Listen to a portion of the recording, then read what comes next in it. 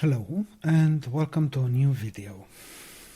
I mostly started playing this fresh classic release due to what some people would call peer pressure. A few friends were going to play and you know how it goes. They start sending you Malgor memes, they start talking about the journey, they start talking about the good old times and how amazing it will be just like back in the day. And it's all blah, blah, blah, classic rocks. To be honest, I was going to avoid it. Classic has been a huge shit show the first time around, back in 2019-2020. And there's no doubt in my mind that it is once again going to be another huge shit show. You see, Classic has its problems. Some of them have been somewhat addressed in late 2020. For example, world buffs. The half-assed solution to people constantly logging out their main for a week in order to save buffs for the upcoming raid was eventually addressed with the chronobooms. From my point of view, there are two problems with those. The first problem is that you need 5 or 6 of them in order to save the world buffs, because they're not all dropping at the same time in the same place. So, someone's going to drop on Ixia's head, there you go, 1 chrono thingy used. Then someone else drops Rend a few hours later, bam, another chrono thingy used. And then you go to STV Booty Bay to get the Hakar head buff, that's a 3rd chrono. Then you go to Fellwood for the Songflower, that's number 4. You go to Dire Mall, that's number 5, and then Darkmoon Fair, that's number 6. That's 60 gold right there, and that's not where things end. Because in addition to that, you also had to pay for various services in order to get the world buffs. These services would typically involve getting a summon to Fellwood, to STV, to Dire Mall, places that are a bit more difficult to reach, as well as paying a hunter for clearing a Dire Mall ID. These would quickly add up to another 50 to 60 gold, resulting in players having to pay easily 100 gold a week for world buffs alone, possibly more, and possibly lose them all due to a bad pull. And let's not even discuss consumables, because yeah, that's a completely different beast. Then there are other issues. Horrible quests, horrible travel times, quest chains that ask you to go in the middle of nowhere, get something, deliver it in the middle of nowhere but on the other continent. Then you've got attunements, the most annoying of which is the Onyxia attunement. And finally, you've got the loot issue, both in terms of quality and quantity. You've got 40 players in a raid, you kill a boss, and 2 items drop. With the exception of the final boss of a raid, they tend to be generally useless items, many of them being worse than blue items from 5 people dungeons. I could talk about that for hours, about how terrible vanilla was and is, but I won't do that right now. The list does go on and on and on, but the point is, a bunch of these issues have eventually been fixed in Wrath of the Lich King. Attunements were gone, consumables were limited to easily obtainable and somewhat affordable items.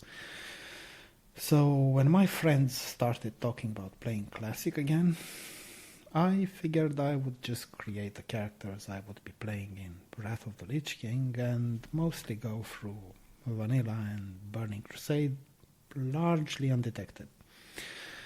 My plan was to mostly play with my friends, perhaps join a random guild as a social, and that would be it. I would just wait for the Wrath of the Lich King to be released, and in the meantime I would just focus on making some gold, just to be able to start Burning Crusade with epic mounts, with max professions and so on. But that was not meant to be. You see, I started on a mage, and I explained why in the previous video. Somehow, the fresh classic launch coincided with a fairly long holiday. The organization I work for gave everyone a very long holiday in December. As such, I was able to play at really awkward hours, like 3 a.m., 4 a.m., that sort of thing. It sort of made me feel, like I was 19 again. In addition to that, playing a mage meant that I was able to AoE level, whether we're talking about, outdoors leveling or inside dungeons using spell cleave setups. At level 30, I was AoE leveling in Scarlet Graveyard, but level 38 I had switched to Scarlet Cathedral, where I hit level 42, at which point I just moved to soloing Zul'Farrak up to level 54. Following that, I wrapped things up with Ungoro and Western Plaguelands, coupled with a few more spellcleave runs inside BRD. I was level 60 and I had been so far ahead of regular players that I encountered no problems at all. Questing areas were deserted when I visited them. Being a higher level than most players also meant that I was welcome to join instances whenever I felt like it. Having hit level 60 on the mage, I switched to leveling a priest. Once again, I had no issues whatsoever. Being a healer meant that I was constantly invited to groups by people I had never even heard of. Once again, I spammed Shadowfang Keep and Scarlet Monastery, and before I knew it, I was once again level 42. In fact, I think I spammed Cathedral until level 44. I followed that with other instances like Zul'Farrak, Sunken Temple, and I eventually found myself at level 55. So I took some time to gather and complete some BRD quests. However, this being classic, that simply wasn't enough to hit 60. So I had to complete some quests to finish the journey to level 60. It was around this time that one of my friends, one of the more vocal ones in what concerns the virtues of classic, decided to quit. I think he was level 31 at the time. Naturally, I wanted to know why. After all, when you're the one who had been sending me classic memes and telling me how cool it's going to be, it's a bit strange. His answer was even stranger. He couldn't level up. I'll admit that sounded quite snowflakey to me, like I can't level. Like most classic players, I immediately thought retail ending. But I know him better than that. This guy didn't even buy post-Cataclysm expansions back then. He had zero interest in retail, no experience to speak of, so that couldn't have been the problem. According to him, it was impossible to quest outdoors. He couldn't tag any mobs. Even as a mage, he couldn't AoE outdoors because, once again, he couldn't tag mobs. As for running instances in a spellcleave setup, he couldn't find groups for it. This made little to no sense to me. After all, I had leveled the mage already. Hell, I was already almost level 60 on the priest, so why would he have all these problems? Something else must have been going on, right? There had to be another explanation, right? Well, wrong. You see, what happened was that he couldn't level like I did. While I got a long holiday, he didn't. At launch, I was level 22 on day 1 before going to bed. Now, I'm not saying that's a, speedrunner thing or whatever, but my point is I had no problems. He couldn't do that. He had to work early in the morning. When I woke up on day 2, at level 22, I had most areas to myself, being able to AoE them as a Blizzard Mage. It wasn't long before I hit level 30 and started AoEing Scarlet Monastery Graveyard with like-minded people. There was no competition over mobs in Zul'Farrak because it's an instance and I was soloing it. By the time I got out of it, there was no competition anywhere I went to. Ungoro, Western Plaguelands, they were empty. Once I hit 60, once I switched to the priest, it was a similar story. No competition in the instances I was spamming with Spellcleave groups. Shadow Fangkeep, Scarlet Monastery, it was the same story all over again. But that's because I was quickly catching up to the slowest players who were still on their first character. At this time, my friend was actually somewhere in the middle, close to the rest of the pack in terms of leveling. As such, every mob in every area he went to was contested. People were fighting to tag them. This is why I chose this older footage from my priest, the one you're watching now. At the time, I had caught up to the rest of the pack, the people who were still on their first character. As such, I decided to record this, just to see how long it would take me to complete half a quest. If you were paying attention, you may have noticed that I started recording when I was already at 5 out of 10 thick Yeti furs. Let me just scroll back for a moment. This is where we start. 5 out of 10 thick Yeti furs. And this is where we finish this quest, or, well, close enough. You can see I'm at 9 out of 10 furs here. I end up killing this mob, no drop, so I just go and kill another mob. And if I recall correctly, this is the guy who dropped the final quest item, the 10th Yeti fur, right? You will also notice that this whole thing took, again, 29 minutes. This is for half a quest, for 5 quest items out of 10. So the logical conclusion is that just to complete this one quest, I would have needed close to 1 hour, and that does not include travel time or anything like that.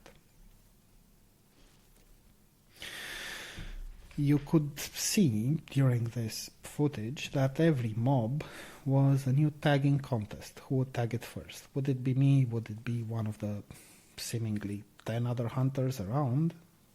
And you could also notice that this was taking place at 1 a.m. on a business day. What that means is that people would have to go to work in the morning, meaning that this area was as empty as you could expect it to be. Even so, at this time, tagging every mob was a new challenge. In the end, as you can tell, it took me 29 minutes to get the remaining 5 Yeti furs. Half a quest took me 29 minutes. Again, completing it would have taken 1 hour. Speaking of, travel time, my friend quit around level 31, I think, before he could get a mount, so travel time was much worse for him. Granted, as a mage he could at least teleport between continents, so that was a huge plus, but, it takes time to even get out of a city when you're going on foot. Add to that the fact that most quests in Classic are hopelessly bad. Once again, you go in the middle of nowhere, then you have to turn in the quest again in the middle of nowhere, but on the other continent, and it's half an hour away with no decent travel options, and what do you get? Something like 2000 XP. Well, what do you get when you add all of these things up? Well, what you get is this new, fresh Classic launch. You see, a regular server in vanilla had roughly 2,000 players playing the game. Now, these new servers, well, with the technological advances, because, we do have faster CPUs, more memory, better storage, better networking. It's been 20 years after all. So these new servers, they can easily hold around 30,000 players, which is 10 to 15 times as many players, except for they might be split over 3 different layers. Right? They did introduce layering. What that means, though, is that at any given point in time, in any given area, you would have at least 3 to 5 times as many players as you would have had in vanilla. So, had this been the original, had this been the 2004-2005 vanilla release, you would have had 2 players in this area in Winter Spring. Let's say one of the hunters and myself. There are enough mobs for 2 people, so no tagging issues would have occurred. Unfortunately, while the population has increased 3 to 5 times per area, even layered, not in total, the mob spawn rate hasn't changed. So, how does #no changes sound now? As such, my friend was coming home from work and trying to level up. Being in the middle of the pack, he didn't have entire areas to himself. Completing a quest would have taken him 1 hour as well, possibly longer. After all, he had no mount, and he definitely had more competition over quest mobs. The problem with that is that, this being classic, you need to complete roughly 20 quests to level up. And that includes the XP you get for killing mobs, and the XP awarded to you for completing the quest. So 20 hours for 1 level, that doesn't really sound reasonable, does it? Now, of course, if you do have an entire area to yourself, then that quest that normally takes you 1 hour is something that will take you maybe 10 minutes. So obviously things are not that bad in that scenario. Because I got lucky with my holiday, and because I've been playing this game long enough to know what to do, what not to do, which quests and instances are worth completing and which aren't worth completing, I had been spared that sort of experience. I just cruised through the game, oblivious to these problems, until my priest alt eventually encountered them at level 57 in Winter Spring. Even then, I just had to quest for a little bit, and I then took advantage of what people call healer privilege, meaning that I went to level 60 instances when I was level 58, because people just needed a healer. Completing the instance quests, for Stratholmes, Colomans, and Blackrock Spire instances meant that I was once again spared the brunt of the hit. So I just reached level 60 and that was that. But my point and my conclusion is that this has to be the worst launch in the history of this game. There have been many screw-ups in the past, like I still remember the original Burning Crusade launch, but this tops them all. Sure, when Burning Crusade launched, servers went down for a bit of time, mostly due to having the entire population of a server in the same area, just in front of the Dark Portal. Now, that was bad. But once the servers came back up, once you went through the portal, even if questing was just as screwed up, you could at least go straight into the Hellfire instances, then the Scenario and Expedition instances, then the Okenai instances, and bam, you'd be level 70 before you knew it. With this launch, that's not something you can do. You can't simply go from instance to instance because this is classic. You barely get any XP in instances if you don't have 3 to 5 instance quests. Traveling from one instance to the next one isn't easy either. Cleaning your inventory, vendoring worthless scrap, and so on, none of those things are easy either. Now, this is how a large number of players got left behind. They realized they were never going to catch up, and they were never going to get a chance. So they simply quit, much like my friend. And this is, in my opinion, the worst problem with Fresh Classic. I played the original vanilla.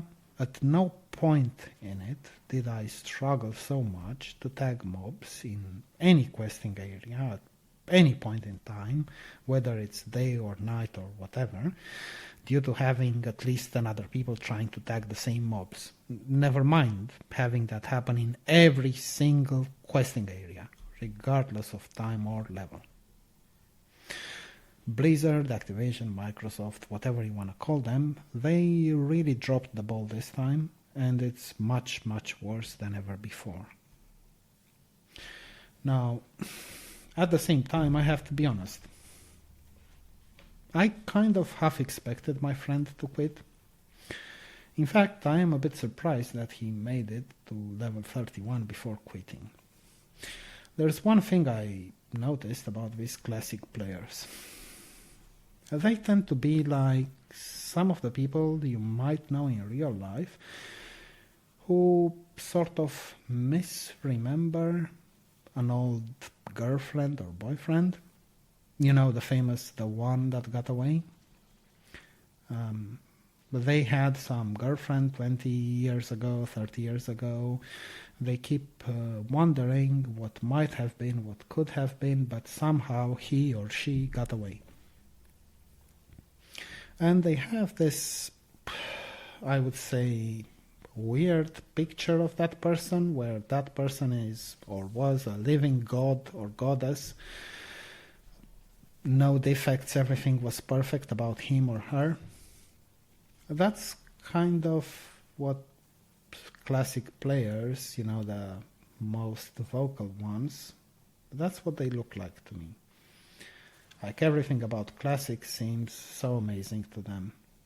And it is in fact a steaming pile of shit. Now, let's take this mob for example, the one I'm going to be killing close to the end, I guess. It might happen on another one. Oh, okay, this should do. Take this mob for example. It's a level 56 mob. It poses no real challenge to me, not as long as I've got a tiny bit of mana. But this mob, much like every other mob in the game, or seemingly every other mob in the game, does this sort of thing. A debuff that slows you down by 70%, if I recall correctly, for 7 seconds, this one here, or 8 seconds, I'm not quite sure. Just look at how my priest ends up crawling after killing that mob. Well, poor example because I just sat down to drink there, but I'm sure we'll get the same result on a different mob.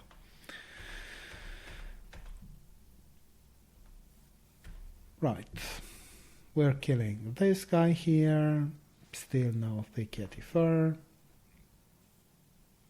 and yeah, okay, once again a poor example because I just used the mount.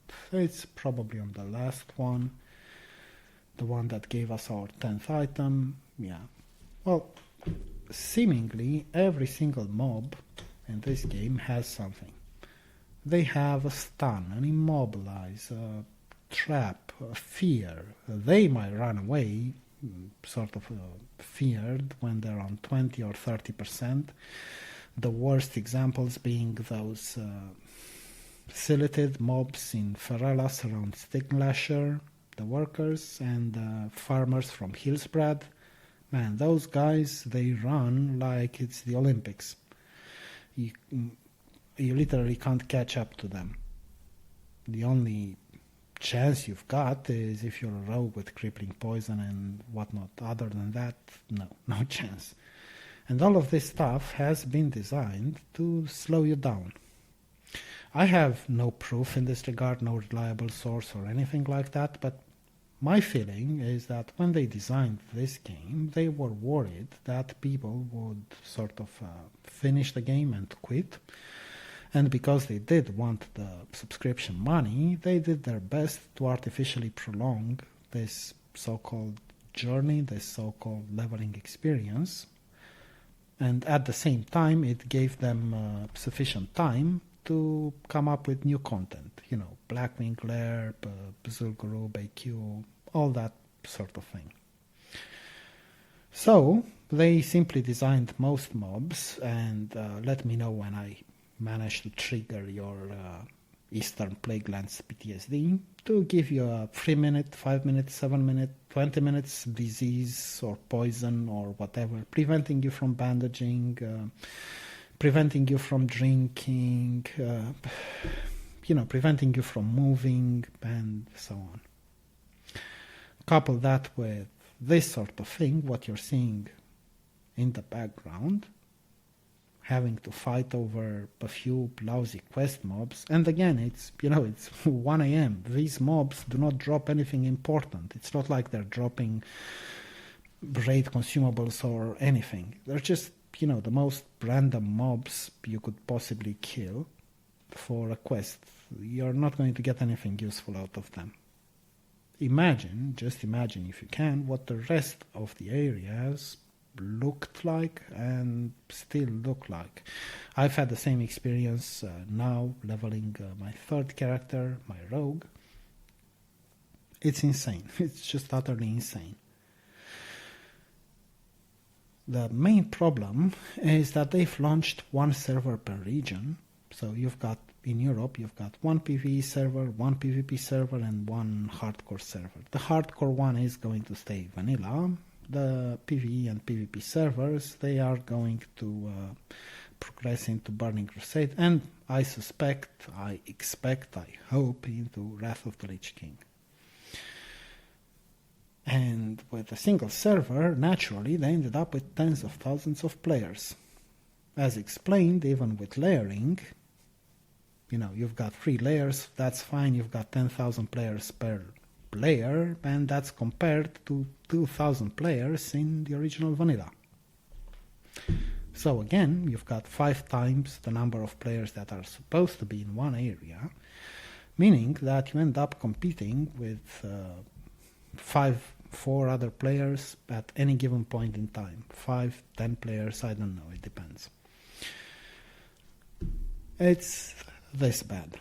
Yeah, that's why my friend quit, and that's why I think this is the worst problem with Fresh Classic and the worst launch in the history of this game. Thanks for watching. Let me know if you agree. Let me know what your experience has been like, and yeah, see you around.